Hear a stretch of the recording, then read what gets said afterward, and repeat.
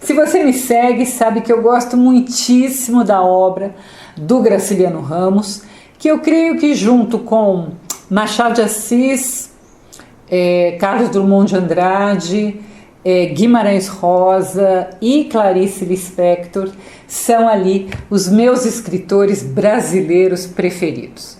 Tem outros que eu gosto, sim, gente, a lista é enorme, né? É gosto mesmo, tá?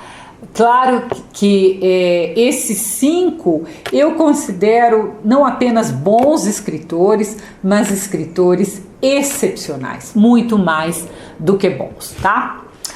Eu tenho a obra do Graciliano inteira, como eu tenho a de Machado, nessa coleção, que é uma coleção muito antiga, tá? E eu acho que você encontra ainda em sebo se você procurar, tá?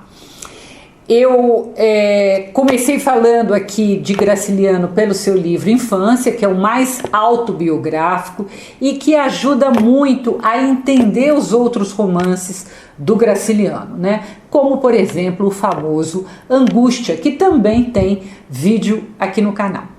Hoje nós vamos falar de um livro que eu gosto bastante, que é Vidas Secas.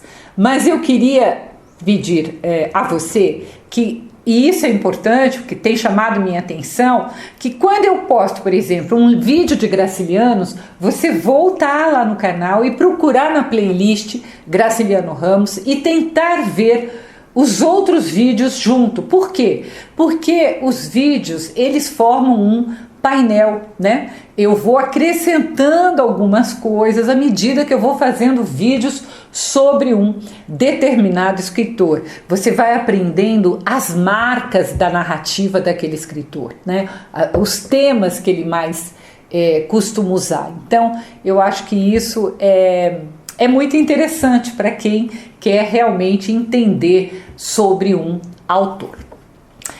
Como Vidas Secas é um romance que sempre cai em prova, em vestibular, eu vou resumir, analisar e chamar sua atenção para as principais características do livro. Se você não for fazer prova nenhuma, já leu Vidas Secas, então é o momento de você recordar, e se você nunca leu, deixa guiar o teu olhar para depois você ler também.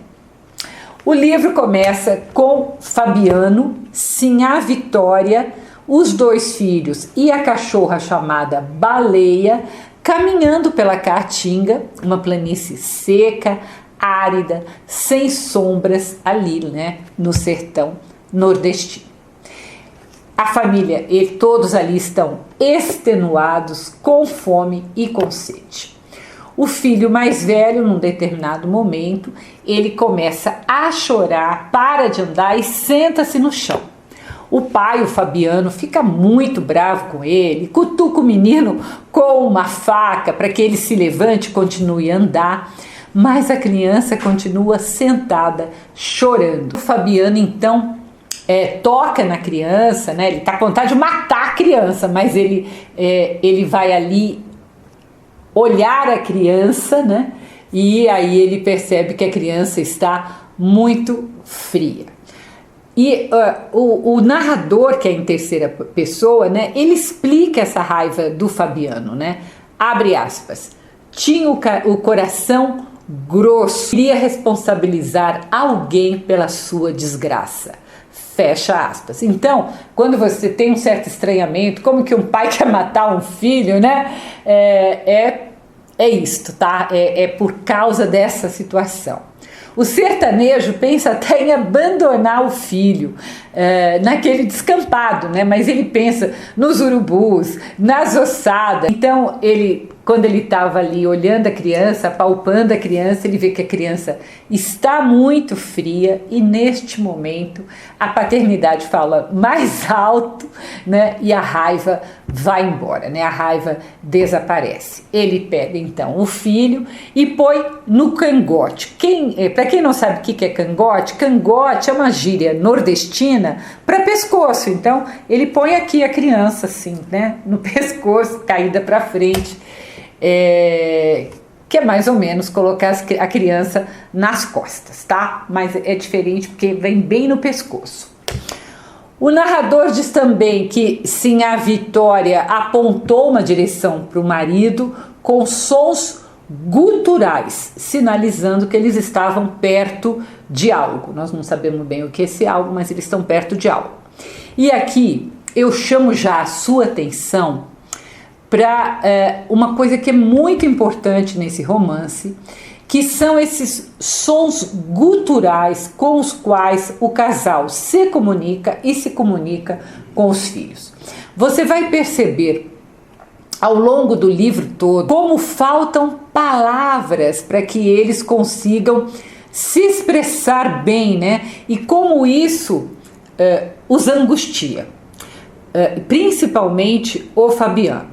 Há vários estudos sobre a importância da linguagem e como pessoas que têm pouca linguagem não conseguem se expressar devidamente e sofrem com isto. E, gente, é uma coisa lógica. Se você não tem vocabulário, se você não tem palavras, você não consegue sequer pensar direito. A maioria das pessoas, então, não entende que linguagem e raciocínio estão intimamente ligadas. Por isso que a gente fala tanto da importância da leitura para adquirir vocabulário, conhecer palavras novas e ideias novas também, né? E aí a gente vai conseguindo fazer relações entre as ideias. E por que isso? Porque nos livros, porque quando você vive num meio, né, numa família, um grupo de amigos, quase todo mundo fala do mesmo jeito, usa as mesmas palavras, as mesmas expressões, o que vai limitando você também. Por isso que os livros é quando você sai desse universo e traz um universo novo. Nessa caminhada da família, a gente fica sabendo que o papagaio foi morto por Sinhá Vitória na véspera ali quando o livro começa, e eles tinham comido o pássaro. A Sinhá Vitória se justifica pensando que o papagaio era inútil, porque sequer ele falava. E mais uma vez o narrador nos diz que o papagaio só podia ser mudo, já que a família falava tão pouco. Então, mais uma vez, a falta de comunicação é ressaltada. Você vai perceber isso ao longo do livro inteiro, né? Como isso é importante para o Graciliano e como ele traz isso inúmeras vezes. Por fim, a família chega em um local que tinha alguns juazeiros, né? O que é o juazeiro? O juazeiro é uma árvore que consegue sobreviver naquele ambiente seco porque ele é natural da caatinga e do cerrado, né? E eles então percebem, quando eles sentam ali na sombra dos juazeiros, eles percebem que eles estão numa fazenda abandonada. Ainda acomodados ali na sombra, né? Eles veem, o marido e a mulher, eles veem uma sombra num monte que tem lá na frente. Os dois ficaram um tempo olhando aquela sombra, que nada mais é do que uma nuvem, e eles olham a nuvem com lágrimas nos olhos. E aqui tem um dos trechos que eu considero um dos mais bonitos do livro e que demonstra o talento de um escritor. Diz assim, abre aspas, miudinhos, perdidos no deserto, queimado, os fugitivos agarraram-se, somaram as suas desgraças e seus pavores. O coração de Fabiano bateu junto do coração de Sinhá Vitória. Um abraço cansado aproximou os farrapos que os cobriam. Resistiram à fraqueza, afastaram-se envergonhados, sem ânimo de afrontar de novo a luz dura, receosos de perder a esperança que os alentava. Então, eles ficaram tão felizes de ver aquela nuvem, que eles se permitiram um abraço, né? Um abraço, mas eles não estavam acostumados com essa expressão de afeto, porque logo eles se afastam envergonhados e sequer olham mais para o céu, com medo, né, de que, olhando muito, a nuvem pudesse desaparecer. E aí, gente, vou pedir para vocês perceberem a diferença entre um grande escritor e um escritor comum. O Graciliano, ele poderia ter dito simplesmente que eles viram uma nuvem, se abraçaram e ficaram esperançosos. Mas o escritor excepcional, ele constrói um trecho lindo, carregado de lirismo, para conseguir passar com exatidão a emoção do casal naquele exato instante e nos emocionar junto. Veja, a originalidade, eles não se abraçaram, foram os farrapos que eles vestiam que se abraçavam e se tocaram. Eu acho lindo, simplesmente maravilhoso. Bem, eles ainda estão ali na sombra quando a baleia, a cachorra, chega perto deles com um preá que ela tinha caçado, o que deixa a família muito contente, pois não seria naquele dia que eles morreriam de fome. Fabiano tem um rio ali perto, que não tem água, obviamente, mas o Fabiano cava esse rio seco, né?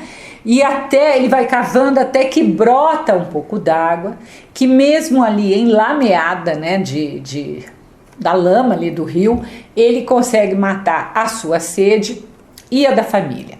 E enquanto o preá assava ali numa fogueira que eles fizeram, improvisaram, ele pensava, o Fabiano, que choveria, que eles morariam naquela fazenda abandonada, a caatinga ficaria verde, seriam felizes e ele seria o dono daquele mundo. Tudo isso ele chama de, entre aspas, uma ressurreição. Ou seja, eles renasceriam naquele lugar. Estavam quase mortos e eles renasceriam naquele lugar. Esse, gente, é o primeiro capítulo, chamado Mudança, e esse capítulo, ele é muito importante, porque ele nos mostra o ambiente da história e de como a vida e a caatinga estão intimamente ligadas. Depois, o escritor, depois desse primeiro capítulo, ele vai dedicar um capítulo para falar de cada membro da família individualmente. E até ele vai fazer um capítulo da cachorra-baleia.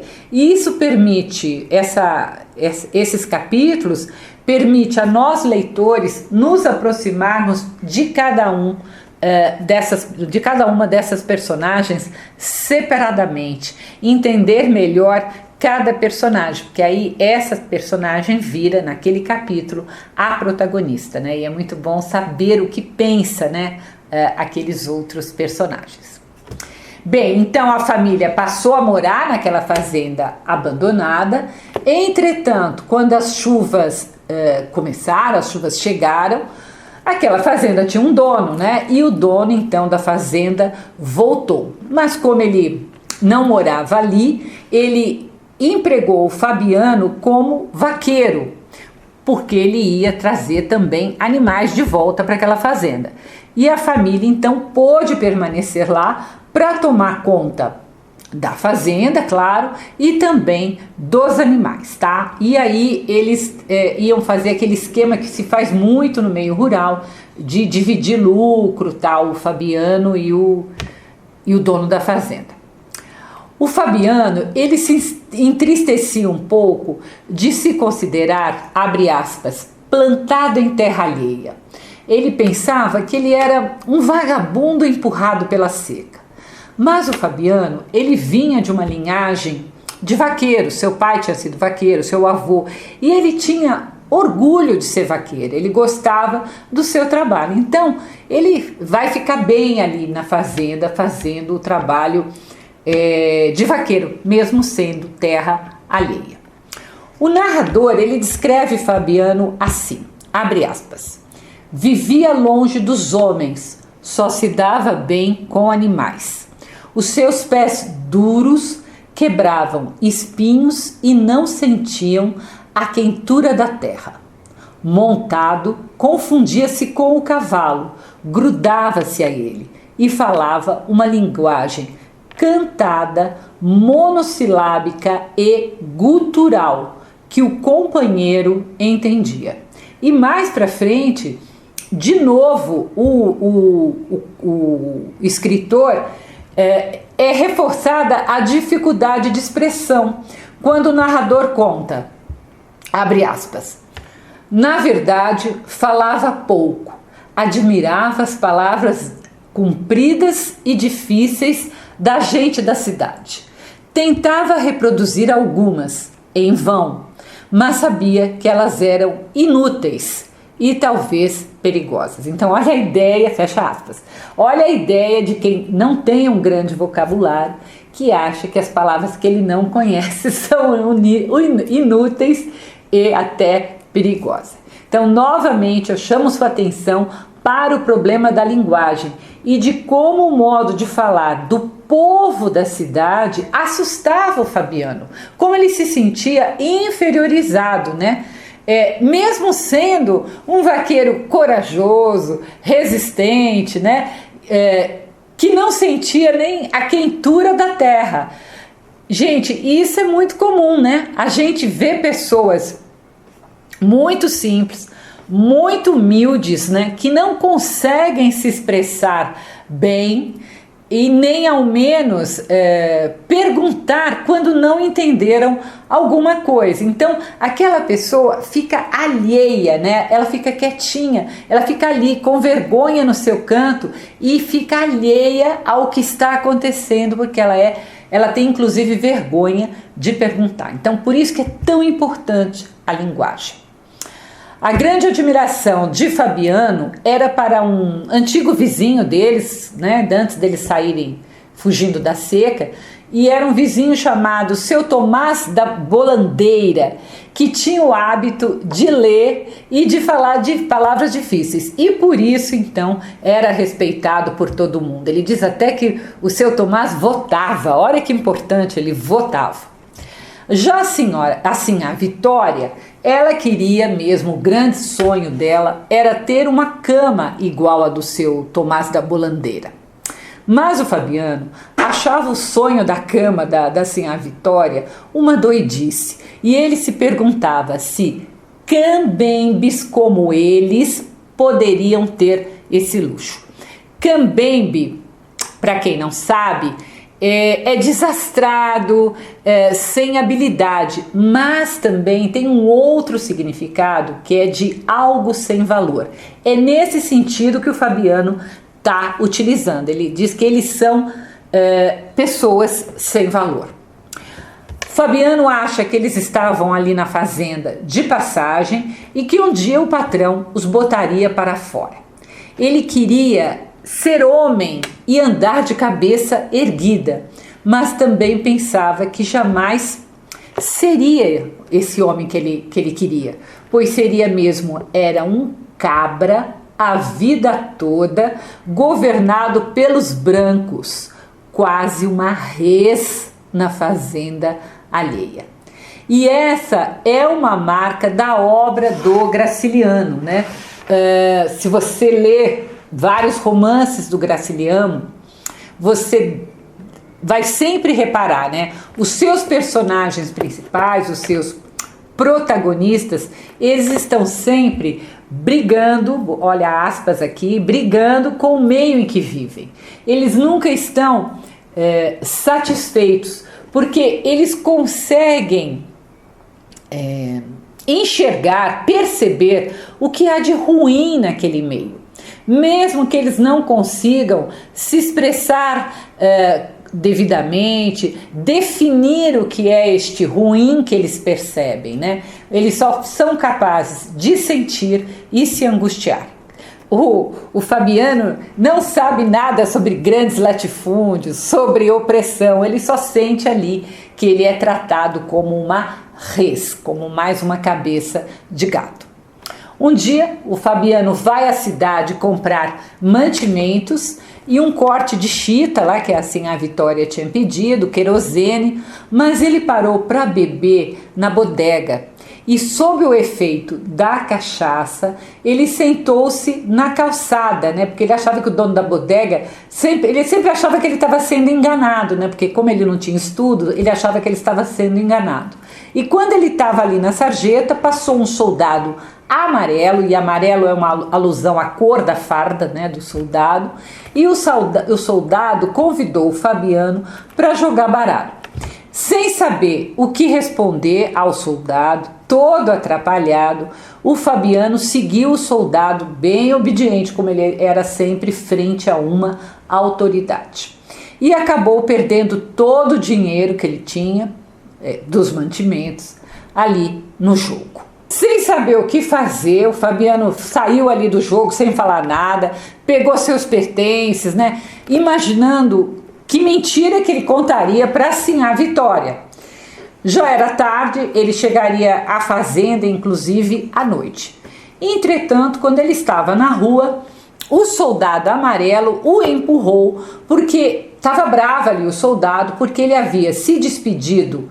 Ele havia saído do jogo sem se despedir. E apesar do Fabiano dizer que estava quieto, que não estava fazendo nada para esse soldado, o soldado ainda pisa em seu pé. Foi então que o Fabiano xingou a mãe do soldado. O que esse soldado faz? Imediatamente ele chama o destacamento dele, outros homens, e eles levaram o Fabiano para a cadeia. Quando chega na cadeia, eles batem bastante no Fabiano e ele é jogado em uma cela. Na cela, sozinho, machucado, ele pensa na mulher, nos filhos, na cachorrinha, né? Todos no escuro, sem o querosene que ele devia ter levado para casa. Pensa também que ele havia sido preso porque ele não sabia se explicar, não sabia falar direito, que ele podia ter dito, se você pensar, né, isso não está escrito, mas se você pensar, ele podia ter dito, ai, desculpa, seu guarda, é que eu fiquei angustiado porque eu perdi meu dinheiro, alguma coisa assim, só que ele não sabia se expressar. E ele se perguntava, ali na cela, se o soldado amarelo representava o governo, como é que ele podia ter feito aquilo, né? Como é que ele podia ter maltratado e prendido assim, né? ao Fabiano. Esse episódio vai marcar o Fabiano para sempre. Ele vai pensar nisso muitas e muitas vezes, porque ele acha que ele foi covarde, né? Que ele foi vítima de uma violência, e foi mesmo, tá? O capítulo dedicado assim à Vitória será menor do que o do Fabiano e mostra o quanto ela é uma mulher endurecida pela vida que leva e que o único sonho é dormir em uma cama de lastro de couro e não na cama de vara em que eles dormiam. Gente, a cama de vara é aquela cama bem rústica, improvisada, né? Feita ali com tábuas de madeira, né? Não é uma única tábua, são várias tábuas, né? E só, tá? A madeira que eles dormiam ali na cama da Sinhá Vitória tinha um nó da madeira que cutucava a Sinhá Vitória e a impedia de dormir bem. A cama que tem lastro de couro, que Sinhá Vitória deseja tanto, é uma cama simples também, claro, mas muito mais confortável, porque ou ela tem um couro inteiriço, preso, bem esticado, ou então são tiras de couro cruzadas, né? E que fazem, então, a cama não fica dura. Vamos lembrar que eles não tinham colchão, tá? Esse universo de pobreza não tem colchão. Sinhá Vitória achava que eles estavam bem ali, ela só tinha muito medo da seca. Mas ali na fazenda, depois de tanto tempo, era como se ela realmente tivesse renascido, né? Quando chegara àquela fazenda. Ela pensava que o Fabiano não ia dar nunca a cama para ela, mas eles tinham ali algumas galinhas que ela podia, inclusive, vender essas galinhas, comprar a cama, porque ela não podia ficar esperando a vontade do Fabiano. Os 2 próximos capítulos são dedicados ao filho mais novo e depois ao filho mais velho. As crianças, elas não têm nome na história. E isso, claro, é proposital, como se elas não tivessem importância. E se você conhece, né, a obra do Graciliano, se você assistiu aos outros vídeos aqui no canal, você sabe que isso tem muito a ver com a vida do Graciliano Ramos, que na infância também se mudou com a família, fugindo da seca. Eles também eram retirantes, né? O termo é retirantes, quem foge da seca, e que naquela época as crianças não tinham muita importância. O Graciliano, muito sensível, sentia tudo isso. Inclusive a mãe dele, como Sinhá Vitória, era uma mãe muito rude, muito seca, né? O filho mais novo queria fazer alguma proeza para ficar parecido com o pai, que ele admirava muito, como toda criança, né? Então, ele teve a ideia de subir em cima do bode. Mas claro que o bode, assim que ele subiu, arremessou o menino para longe, né? E quando ele caiu, então, o irmão mais velho deu muitas risadas e ele ficou ali envergonhado. Tanto o mais novo como o mais velho tentavam se comunicar com o pai ou a mãe, mas de novo a falta de linguagem acabava impedindo essa comunicação. O mais velho, ele queria um afeto ali da mãe, mas ele só conseguia afeto da cachorrinha baleia, porque a mãe não era lá de demonstrar muito afeto. Os meninos não sabiam falar direito e o mais velho havia escutado uma palavra que uma vizinha deles, a Terta, tinha dito. Que palavra era essa? A palavra era inferno. E o menino achou essa palavra tão bonita e, curioso, foi perguntar para a mãe o que era. E a mãe, a gente não fica claro no livro se ela não sabia o significado, se ela era daquele jeito mesmo. O que ela faz? Ela dá um cocorote. O que é o cocorote? Cocorote é quando você dá uma batida na cabeça de alguém. E isso, com o cocorote, ele ficou muito triste, porque ele achou que ele tinha apanhado sem motivo. Quando ele fazia arte, ele não se importava de apanhar, mas ali ele só queria saber o significado da palavra inferno. Chega o inverno, vieram as chuvas, né, do inverno e as águas subiram muito, o que provocou um grande medo na família, que ora sofria com a seca, ora sofria com a chuva.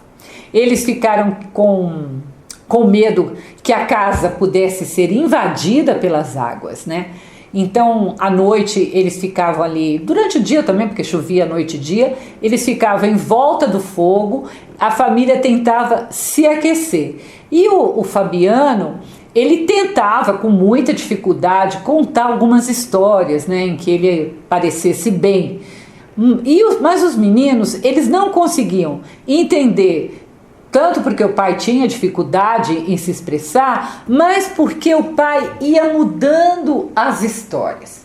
E de repente, né, abre aspas, o herói tinha se tornado humano e contraditório. Olha que bonito isso. Quem era o herói? Era o pai, era o Fabiano. Eu acho bonito esse trecho porque relata um momento exato em que toda criança passa por esse momento, quando ela descobre que o seu pai e a sua mãe não são heróis perfeitos, mas são seres humanos comuns que erram, que não sabem tudo, né? Então eu acho muito interessante este momento. Finalmente chega o Natal e a família se arruma toda para ir à cidade ver a festa, tá? O Fabiano, ele se aperta em uma roupa de brim, assim a Vitória põe um vestido, tudo isso é a costureira, a vizinha, a Terta que fez. Ela põe um sapato de salto, as crianças também estão de calça e paletó. E claro que essa roupa apertada, que eles não estavam acostumados, os incomodava muito, principalmente até os sapatos. E aí então no meio do caminho eles foram tirando as roupas, os sapatos, para poderem caminhar melhor. E só ali quando chegaram na cidade, ali perto da rua principal, é que eles se vestem novamente, calçam sapato, tudo para parecer elegantes, né, para os habitantes da cidade. Porque, gente, como eu disse antes, a família toda se sentia inferior aos moradores da cidade. Fabiano achava que todos gozavam dele. Ele não usa o termo gozava, ele usa o termo mangavam, que é a mesma coisa, né? E por isso ele ficava muito mal-humorado, né? Ele achava que as pessoas estavam gozando e não estavam. E ele pensava que até o seu patrão lhe passava a perna nas contas da fazenda, porque ele não entendia aquelas contas. Ele, então, mal-humorado com a roupa, com aquelas pessoas que ele não tinha nenhuma afinidade, né? Ele bebe e acaba dormindo na sarjeta. Para mim, o mais importante nesse capítulo é no final, quando os meninos descobrem as lojas, o bazar ali de Natal, a igreja, e eles veem coisas nas vitrines, na igreja, no bazar, coisas que eles não sabiam que existiam. Eles não sabiam o que eram aquelas coisas naqueles lugares, né? E como eles não sabiam o que eram, eles também não sabiam os nomes das coisas. Os irmãos falavam disso e eles achavam que ninguém podia guardar tantas palavras. Eles imaginavam que eram tantas coisas, tantas palavras, que ninguém seria capaz de decorar o nome de tudo. E o narrador diz que, livres dos nomes e das coisas, livres dos nomes, as coisas ficavam distantes, né? E eles imaginavam que aquelas coisas poderiam ter forças estranhas. Gente, e é isso o que a ignorância provoca. Eu estou falando de ignorância no sentido de ignorar, não estou fazendo nenhum sentido de depreciar, tá? É no sentido de ignorar. Eu, por exemplo, sou uma ignorante em física nuclear e não tem nenhum problema. Se eu quiser, tem que ir lá estudar e aprender. Depois, então, tem um capítulo dedicado à cachorrinha baleia, à sua morte. Ela foi sacrificada, ela estava doente, então o Fabiano teve que matá-la. Percebam que ao possuir um capítulo só seu, a baleia, então, ela ganha a mesma importância dos membros da família, dos seres humanos. Mas vejam, não é a cachorra que se eleva à condição humana, mas os humanos que se rebaixam à condição animal, já que eles levavam uma vida tão dura e não conseguiam sequer se expressar direito como seres humanos. Então isso é muito importante, gente, não esqueçam disso, a razão da baleia ter um capítulo só seu. Um dia o Fabiano encontra o soldado amarelo perto ali da casa dele e ele pensa em se vingar, em matar o soldado, mas ele acaba desistindo e até mesmo ele ensina o caminho para o soldado voltar para a cidade porque o soldado estava perdido. Então, nesse momento parece que dá uma acalmada no coração, ele é um pouco superior ali àquele soldado. Passa-se um tempo e as arribações começam a aparecer. O que são arribações? Arribações são deslocamento de aves. E por que isso não era bom ali para eles? Porque a água já estava escassa, eles já estavam começando na seca e os pássaros levavam o pouco que sobrava, o que com certeza mataria o gado, o resto dos animais da fazenda. E era um mau agouro, um mau sinal, porque significava que as aves estavam fugindo para o sul. E por que elas estavam fugindo? Elas estavam fugindo da seca. Fabiano, com raiva ali das aves, ele mata algumas à espingarda, mas rapidamente ele entende que era inútil, porque elas eram muitas. E ali ele consegue então um pouco de comida com as aves mortas, que dá ali para alguns dias. O grande problema era, então, mais até do que a comida, era a água que estava se acabando. E eles entenderam, então, que teriam de ir embora, abandonar a fazenda. Alguns animais, inclusive, já tinham morrido. Eles arrumam, então, as coisas deles, né? Eles saem de madrugada carregando aquilo que dava para carregar, né? Não tinham muitas coisas. não sabiam para onde iam, eles saíam derrotados, né, pela vida. Estavam ali muito tristes, caminhando, mas no meio do caminho, assim a Vitória, mesmo com aquela dificuldade de se expressar, ela começa a falar que eles encontrariam um lugar e começariam uma nova vida. Assim, mesmo que essa vida ainda fosse um pouco confusa, que vida seria essa, começa então a ser esboçada. Eles cultivariam um pedaço de terra e depois se mudariam para a cidade e os meninos poderiam estudar. Os meninos então seriam diferentes deles, teriam mais estudo. E assim, com essa esperança renascendo e a ideia de que o sertão vai estar sempre mandando seus homens fortes para a cidade, mandando embora, né, seus homens fortes para a cidade, o livro acaba, tá? Então essa é a história de Vidas Secas, que é muito linda, muito sensível. Bem, eu já fui fazendo a análise e chamando sua atenção para pontos importantes durante o resumo, né? Mas vamos aquelas características que você não pode esquecer, porque normalmente são elas que são mais cobradas, né, em qualquer prova. Você tem que saber que Vidas Secas é um livro da segunda fase do modernismo, da geração de 30. A primeira fase é quem faz a Semana de Arte Moderna, de 22, e a segunda fase, então, são os escritores da geração de 30. Nessa segunda fase, o regionalismo aparece com muita força. Então, Vidas Secas é um romance modernista e regionalista também.